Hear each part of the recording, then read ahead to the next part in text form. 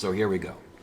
Uh, During these past couple of weeks, I've been working on something, and I hope you like it.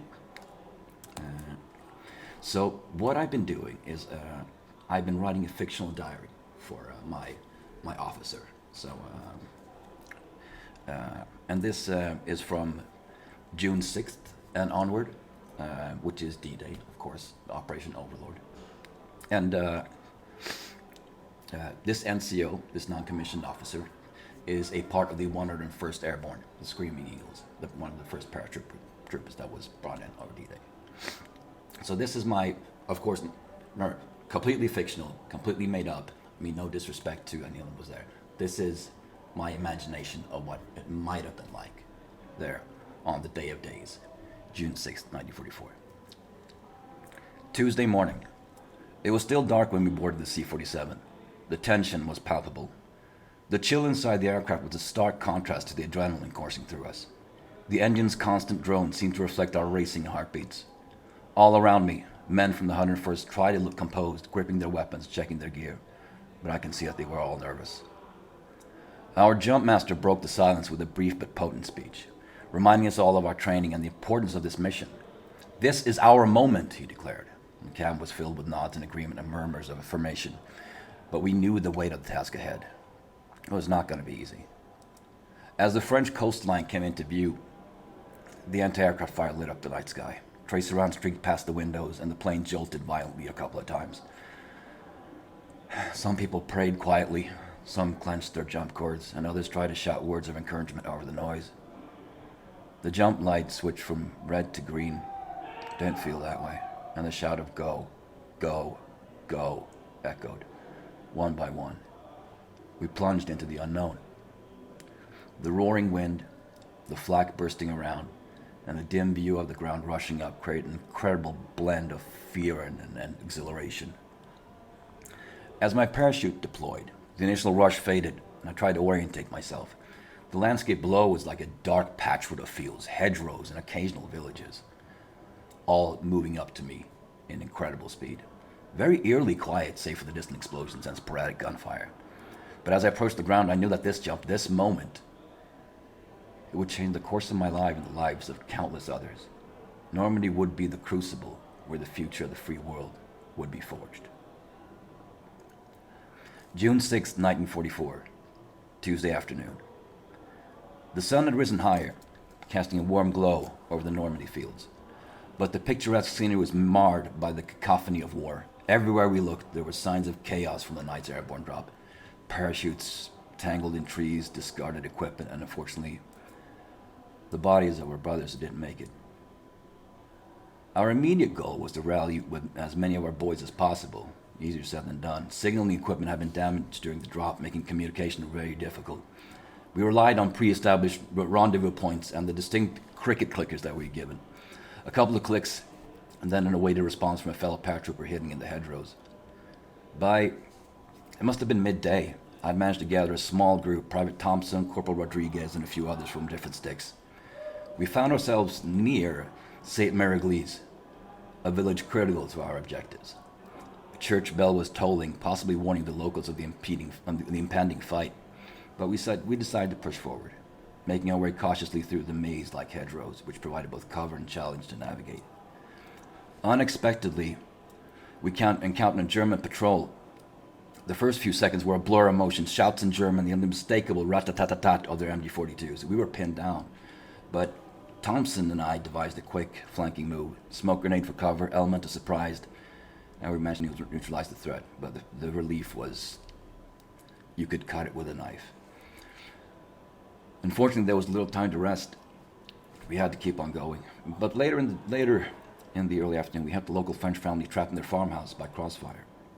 Their gratitude, mixed with the evident fear of the situation, was a stark reminder of the civilian cost of this invasion. They offered us fresh water and some bread. A very humble but deeply appreciated gesture.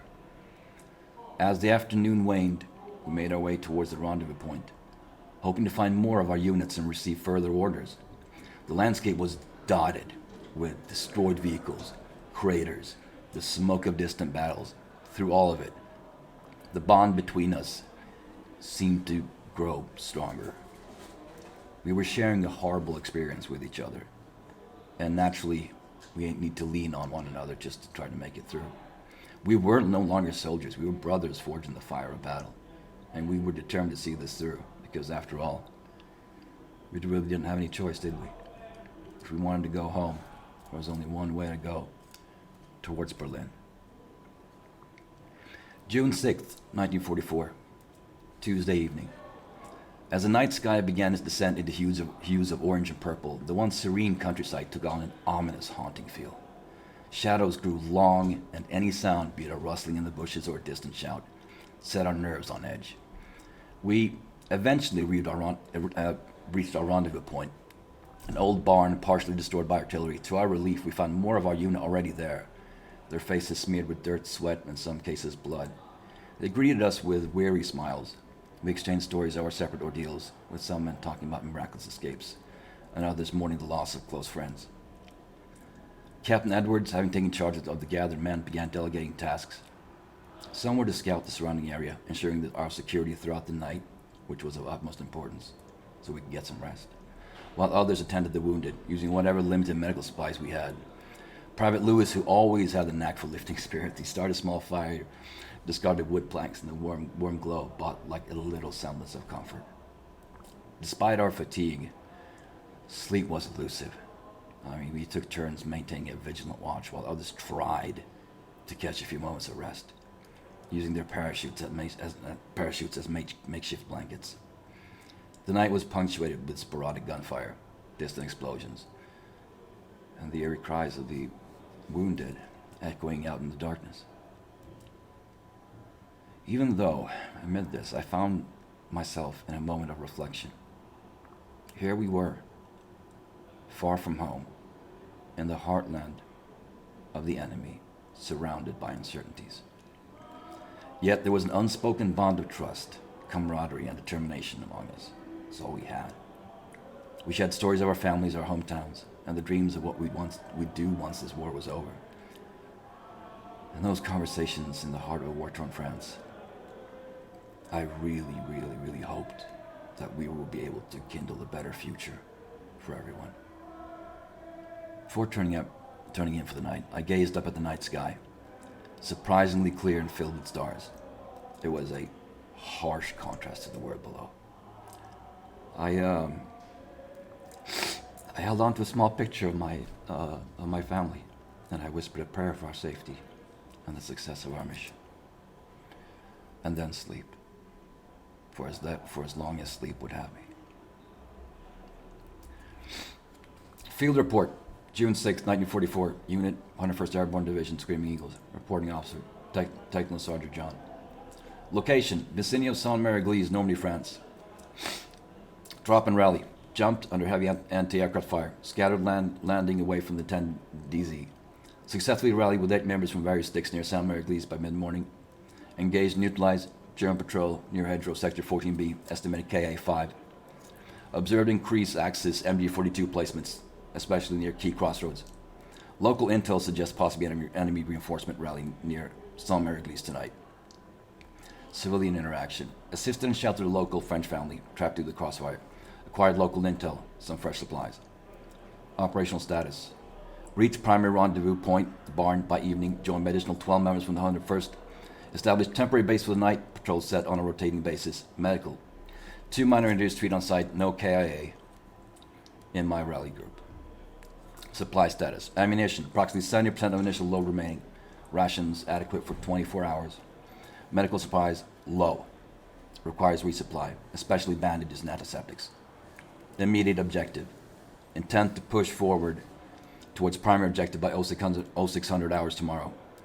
Scout, report German fortifications in the vicinity. And if possible, attempt reconnection with large units of the 101st. End report, June 6, 1944. And we're going to go to a little, be right back until we get further information. I'll see you guys soon.